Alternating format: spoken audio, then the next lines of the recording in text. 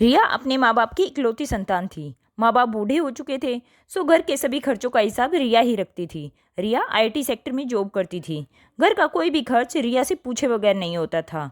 रिया के माँ बाप ने एक अच्छा सा लड़का देखकर रिया की शादी कर दी। लड़के का नाम अंकुर था। लड़के की सैलरी रिया से ज़्यादा थी। शादी की पहली रात ही अंकुर ने रिया से सैलरी का हिसाब किताब मांगना स्टार्ट कर दिया, जो कि रिया को सही नहीं लगा। नेक्स्ट डे अंकुर की माँ ने कहा, बेटी तुम तो 6 साल से नौकरी कर रही हो, अकाउंट में बहुत सारे पैसे होंगे, कल 2 लाख रुपए निकलवा कर ले आना, हलवाई को देने हैं। रिया सास की ये बात सुनकर बहुत ज़्यादा हैरान हो गई और सोचने लगी, मुझे आए 2 दिन भी नहीं हुए और इन लोगों ने मेरी पूरी कमाई का हिसाब मांग लिया। अगर मैंने इन लोगों को जवाब नहीं दिया तो ये सारी उम्र मुझे यूं ही परेशान करते रहेंगे।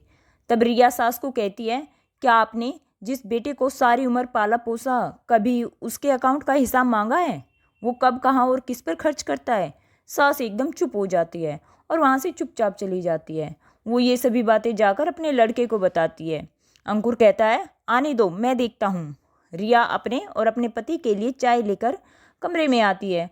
उसका पति अंकुर रिया को बोलता है, ये तुम मम्मी से कैसे बातें कर रही थी? यहाँ ये सब नहीं चलेगा। घर का हिसाब किताब सिर्फ एक ही बंदा देखेगा, सब अलग अलग नहीं। तभी रिया बोल पड़ती है, हाँ तो ठीक है, मैं देख लेती हूँ, मुझे सब अच्छे से आता है। अपने माँ बाप के घर मैं ही सब खर्चों का हिसाब रखती थी। अंकुर चुप हो जाता है।